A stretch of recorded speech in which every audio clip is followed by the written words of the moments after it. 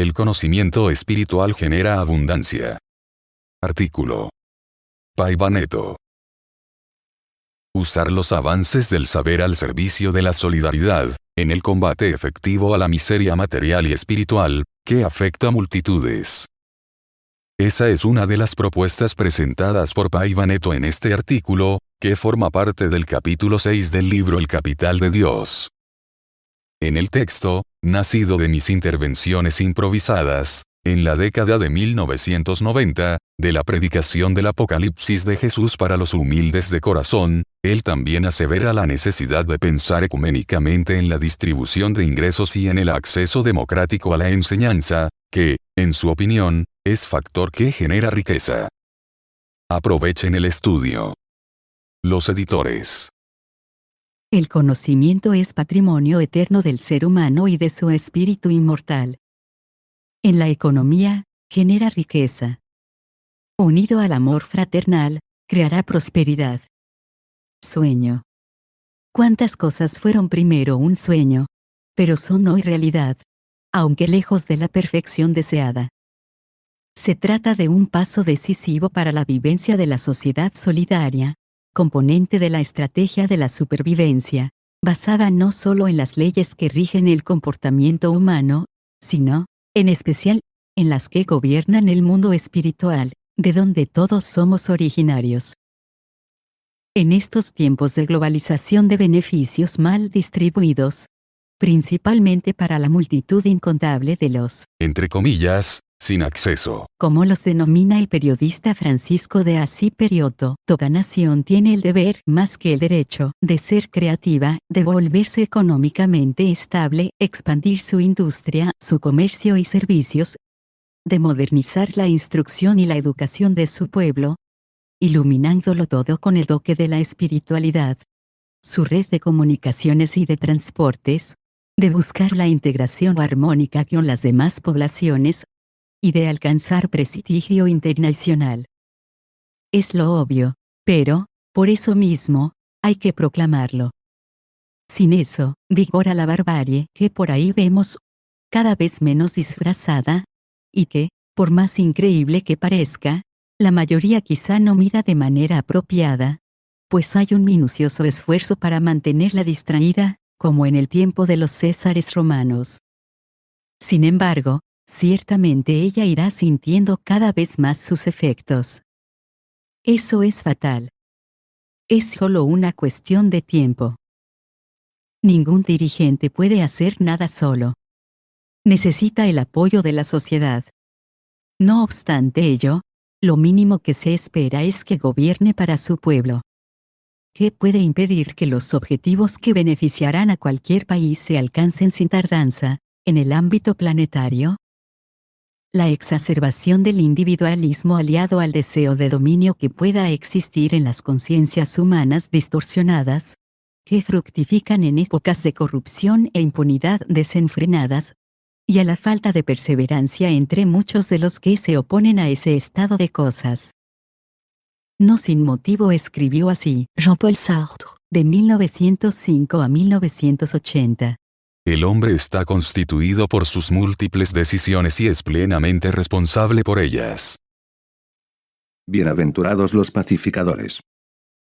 Muy apropiado el análisis del reverendo Satila Samaral Camargo, ilustre pastor presbiteriano y primer director responsable del núcleo de la Legión de la Buena Voluntad en la ciudad de Curitiba, Brasil, en los albores del movimiento legionario en la capital del estado de Paraná, publicada en la revista Boa Vontade número 8, de febrero de 1957, acerca del Sermón del Monte, de Jesús, que es vanguardia de la conceptuación y de la vivencia de la ciudadanía ecuménica, en la que el ser humano es valorado como el capital de Dios.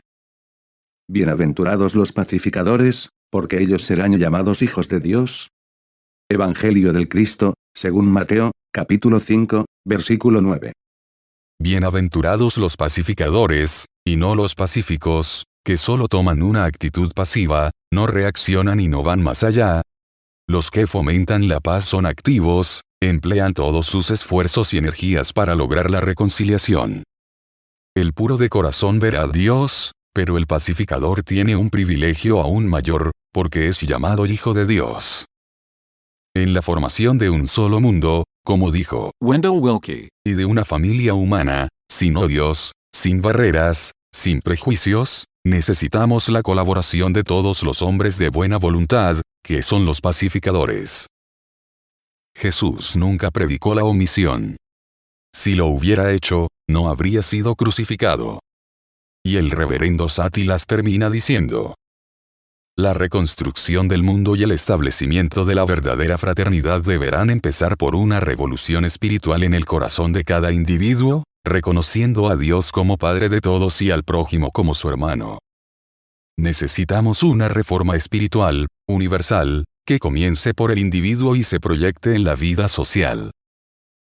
Regenerado el hombre, reintegrado en sus finalidades constructivas, restaurada en todo su vigor la imagen divina de su gloriosa filiación, estará apto para colaborar con eficiencia en la solución de los principales problemas humanos, inclusive el de la eliminación de la guerra. En la infancia que despunta, en la juventud que marcha y en los pacificadores maduros por las experiencias de la vida y bajo la inspiración del Príncipe de la Paz está la esperanza de un mundo mejor, unido por la fraternidad de los hijos de Dios.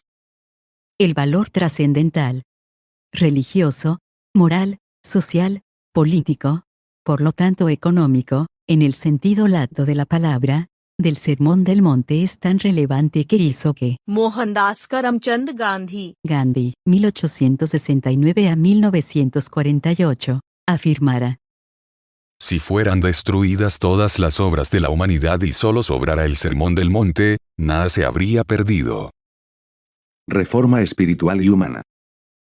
a las vísperas del tercer milenio, urge definitivamente entender que cualquier reforma sustancial debe emanar de la transformación profunda del ser humano, a partir de la comprensión perspicaz del significado de su espíritu eterno, aunque lo que se ve por ahí, la mayoría de las veces, es lo opuesto. Bien patrocinado y subvencionado, porque eleva los índices de audiencia. aunque arrase a la población, pues desvía su atención de sus verdaderos problemas hasta que, un día, la hipnosis no funcione más, puesto que las cuestiones se agravaron al extremo. Reeducar para la libertad no es tarea de un minuto, sino, es sí, algo que hay que hacer antes que no haya más tiempo ni siquiera para el tiempo. Armas de todo tipo amenazan la supervivencia humana. Y ellas no disparan solas. Es necesario que alguien les apriete el gatillo. Y de esas personas es urgente desarmar del odio al corazón.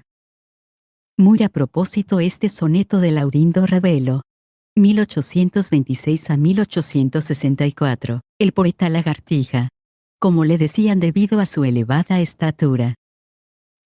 Cuenta del tiempo. Dios pide estricta cuenta de mi tiempo. Forzoso es de mi tiempo ya dar abasto. Pero, ¿cómo dar, sin tiempo, tanta cuenta? Yo que gasté, sin cuenta, tanto tiempo. Para tener mi cuenta hecha en tiempo. Dado me fue tiempo y no hice la cuenta. No quise, sobrando tiempo, hacer la cuenta. Quiero hoy hacer la cuenta y falta tiempo. Oh, tú que pierdes tiempo sin tener cuenta. No gastes este tiempo en pasatiempos. Ocúpate, mientras hay tiempo, de hacer la cuenta. Pero, oh, si los que cuentan con su tiempo, tuvieran de ese tiempo alguna cuenta, no llorarían como yo el no tener tiempo. El impas que la insensatez humana erigió, durante los milenios, se resume actualmente a esto: o se integra o se desintegra. Ocurre, sin embargo, que ciertas personas tienen miedo de progresar. Ponen en tan elevado nivel sus proverbiales convicciones que, aún sin darse cuenta, hacen de las ideologías murallas insuperables para sí y en ellas se cierran, sitiadas. Aún siendo notables en su esfera del saber, temen pasar cualquier frontera.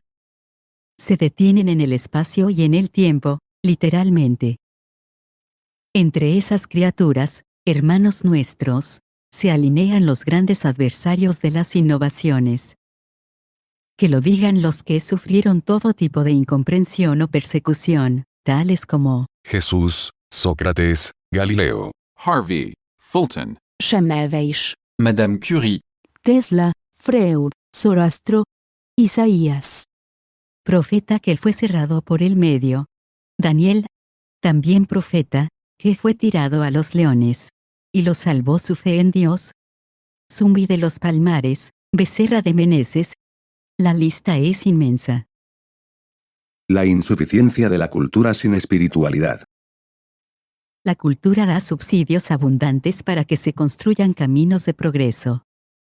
Sin embargo, las experiencias tradicionales heredadas de las generaciones anteriores, sin las que tampoco hubiéramos llegado donde estamos, no contienen, a veces, el indispensable aporte de la vivencia de la espiritualidad para la institucionalización de los deberes y derechos ecuménicos de ciudadanía, a ser desarrollados en el tercer milenio, esenciales para establecer un paradigma realmente nuevo y prometedor en los campos económico, social, político, filosófico, religioso, ecológico, educativo, artístico, deportivo y así sucesivamente. El ser humano no es solo estadística. En el choque de culturas que algunos prevén, con intensidad cada vez mayor, para el siglo XXI, la cuestión es jamás despreciar las múltiples oportunidades de desarrollo para el bien común que la moderna tecnología nos ofrece. Es conveniente, sin embargo, actuar de forma que, par y paso, los avances del saber contemplen mecanismos que expandan la solidaridad, en el combate efectivo a la miseria moral y espiritual, que afecta la prosperidad de cualquier sociedad. Eso es pensar ecuménicamente en la solución efectiva de la distribución de ingresos y del acceso democrático a la educación, por ejemplo, cuya falta, en la actualidad, aprehende en la indigencia, por todo el orbe, poblaciones enteras. Una verdadera falta de respeto a la dignidad humana. Hay que prestarle atención redoblada a lo que registró, hace tantos años, el escocés Adam Smith. 1732 a 1790.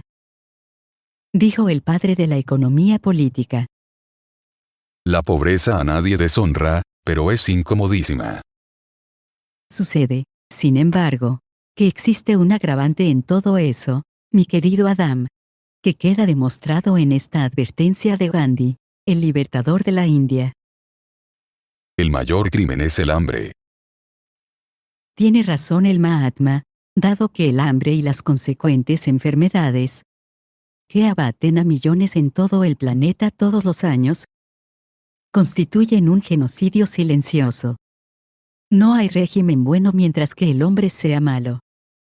Podemos observar, en las entrelíneas de ese drama que vemos por el mundo, un mensaje escrito con tinta fortísima. Así como el hambre, el miedo es malo consejero. Es evidente que no se puede confundir temor con prudencia, porque ésta ilumina e impulsa la buena voluntad de los seres dispuestos a transformar ese estado de cosas, como propone el filósofo e historiador inglés Bertrand Russell. 1872 a 1970. En educación y otros campos de la existencia, lo que la humanidad más necesita es de la sustitución del temor por la esperanza. Es la pura verdad, estimado, Russell. ya que la esperanza nunca muere. Por ello hemos trabajado, durante largos años, por la educación solidaria, sin olvidarnos nunca de la imprescindible espiritualidad, como brújula que nos señala el camino ideal para alcanzar la tan soñada concordia planetaria, cuya dificultad para lograrse fortalece la decisión de los que no capitula ante las agruras del camino. ¿Quién tiene la llave mágica? El socialismo utópico afirma poseer la llave mágica. Eso, hasta ahora, no se ha concretado. El éxito de cualquier propuesta depende mucho menos de reglas, no siempre bien configuradas, que de la postura ética del individuo. Asimismo, el capitalismo, hegemónico de hoy día, no ha devenido, hasta el momento, entre comillas, la solución efectiva que pretende producir.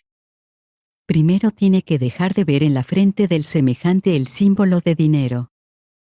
No obstante ello, la historia continúa, a pesar de Fukuyama, pues el hombre sigue pensando, buscando alternativas eficientes para conciliar libertad y justicia social, es decir, los puntos positivos de los dos sistemas político-económicos que estuvieron y están en evidencia en este siglo XX y no pasado. ¿Y el comunismo? Ya no existe. ¿Se ha olvidado usted de China? En la esfera de la economía, el proceso es sintomáticamente capitalista, pero el régimen es marxista, maoísta. Y, óigame bien, en esta era en que el aislacionismo ha perdido terreno. No hay mundo sin la patria de Confucio. 551-479 a.C. Por cierto, en 1987 escribí, para la International Business and Management, una página que titulé No hay mundo sin China. Ese gran país, repositorio de sabiduría milenaria, que ya fue llamado, Entre comillas, peligro amarillo. sigue siendo, de cierta forma, un enigma a ser descifrado por Occidente. Sobre tan extenso y populoso territorio, declaró Napoleón Bonaparte, 1769 a 1821, que, cuando él despertara, el planeta ciertamente temblaría. No hay motivos para tantos temores. Capitalistas convencidos, como Richard Nixon, de 1913 a 1994, y Henry Kissinger, establecieron una fuerte relación con la nación de 邓小平 de 1904 a 1997. Ya decía Marx, 1818 a 1883, que, Los extremos se tocan. y tal vez por eso la humanidad no se haya acabado. En la década de 1930, anduvieron por ahí, como lo hacen cíclicamente, anunciando el término de todo. El tal año llegó, el fin del mundo pasó, y la vida, caprichosa, siguió. El inolvidable Así Valente, de 1911 a 1958, gran compositor de música popular brasileña, no perdió su oportunidad. Compuso una samba sabrosa, que la graciosa Carmen Miranda, de 1909 a 1955. A pesar de los envidiosos, la portuguesa más brasileña que se ha visto jamás, interpretó con su estilo tan travieso. Y el mundo no se acabó. Anunciaron y aseguraron que el mundo se iba a acabar. Por eso la gente de mi casa empezó a rezar. Y hasta dijeron que el sol iba a nacer antes de la madrugada. Por eso aquella noche allá en el cerro no se tocó tambor. Y, al acabar la canción, vemos que va a haber ruido, va a haber lío. Porque el mundo no se acabó. Informaciones precisas sobre el fin. Quien quiera noticias fundamentadas sobre un posible, Entre comillas, fin de todo. analice, pero sin fanatismos, el Apocalipsis de Jesús, según Juan, los profetas judíos, del Viejo Testamento, el Corán, de los musulmanes, el libro de los Vedas, de los brahmanistas, y las noticias que aparecen en la prensa sobre el calentamiento global. También debe informarse sobre el crecimiento de la industria armamentista. Ella no está fabricando bombitas para fiestas populares. En lo que se refiere a, Entre comillas, fin del mundo. prefiero quedarme con la tesis del periodista, hombre de radio, escritor y poeta Alciro Sarur, de 1914 a 1979, que, tras estudiar el libro, bíblico, de las profecías finales, sin radicalismos, concluyó que aquel anuncia, eso sí. El término del mundo de la maldad. Basta con recordar que, en el Nuevo Testamento, el tan calumniado Apocalipsis presenta, en su desenlace, un nuevo cielo y una nueva tierra. La verdad no tiene dueño. Sería una locura. Entre comillas, satanizar. Capitalistas, socialistas o comunistas y tantos cuantos existan defendiendo caminos sociales y económicos para los pueblos. Pues bien, nadie es dueño de la verdad. Entre los fundamentos que inspiran tales tendencias ideológicas hay propuestas brillantes, responsables por resultados y conquistas a favor de la colectividad, aunque no siempre aplicadas de la forma debida por los liderazgos de las multitudes. Hablando de eso, Hitler, Stalin y Prokofiev. Por eso vemos absurdos en un planeta que se denomina, tales como la vergonzosa penuria de masas incontables, aún dentro de grandes potencias y abusos, como los genocidios promovidos por Adolfo Hitler, 1889 a 1945, el cruel dictador austríaco-alemán.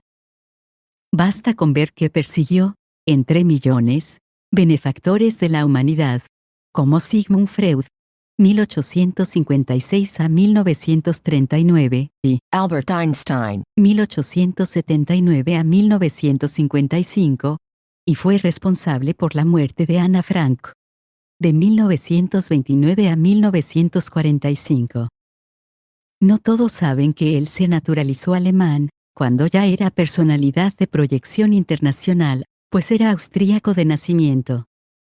Otro, entre comillas, lindo. ejemplo fue Joseph Stalin, 1879 a 1953, en la antigua Unión Soviética, URSS, donde, como ocurrió en Alemania, hasta los artistas fueron perseguidos por el régimen. Precisamente en Rusia, cuyo pueblo es esencialmente creativo y tiene un fuerte espíritu místico. El caso del músico Sergio Prokofiev, 1891 a 1953, es emblemático. A propósito, murió el 5 de marzo, en Moscú, 55 minutos después que Stalin, que lo había perseguido de manera execrable. Todo empezó en 1938, cuando Prokofiev compuso Semyon Kotko, una de sus más bellas óperas, que contaba la historia de un joven héroe durante la ocupación de Ucrania por los alemanes después de la revolución bolchevique, en que los germánicos eran los villanos. Sin embargo, el autor de Pedro y el Lobo no se imaginaba que, un poco más tarde, Alemania se aliaría a la URSS. Se trataba de un pacto precisamente de lobos, de modo que, en la primera oportunidad, uno pudiera asesinar al otro. Quien dio la embestida traicionera fueron los nazis, el 22 de junio de 1941, con la Operación Barbarroja, con la cual invadieron la patria de León Tolstoy, 1828 a 1910. Como resultado de ello, Prokofiev no pudo seguir poniendo en escena su obra. Stalin no se conformaba viendo la brutal acción alemana retratada artísticamente. Всеволод Мейерольд, 1874 a 1940, amigo de muchos años de Prokofiev y productor de la pieza, fue asesinado por el régimen. El compositor perdió el cargo de embajador de la música para países occidentales y no pudo hacer más giras fuera de la URSS. Algunos historiadores cuentan que en 1947, después de la Segunda Guerra Mundial, cuando el Soviet Supremo prohibió con carácter retroactivo el matrimonio de soviéticos con extranjeros, la unión legal de Prokofiev con la soprano Carolina Kodina, conocida como Lina Lluvera, de origen español y madre de sus 2 hijos, fue anulada. Un año después, el músico se casó con la poetisa Mira Mendelssohn. 30 días después de la unión de Prokofiev con Mira, Lina fue enviada a un campo de concentración en la Siberia, donde permaneció presa por 8 años, hasta regresar a Moscú y después a Europa. Después de eso, los alemanes fueron representados en la pieza teatral como villanos anónimos, pero ni eso aplacó la furia de Stalin, que decidió retirar Semyon Kotko del repertorio oficial. Notas de texto. 1. Cuenta del tiempo. Psicografía del inolvidable, Francisco Cándido Javier, de 1910 a 2002. 2. Pensamiento de Paiva Neto, citado por él en el periódico Folha de São Paulo, de 18 de septiembre de 1988, en el artículo Olimpiadas, Paz, Ecumenismo, 1. 3. La insuficiencia de la cultura sin espiritualidad.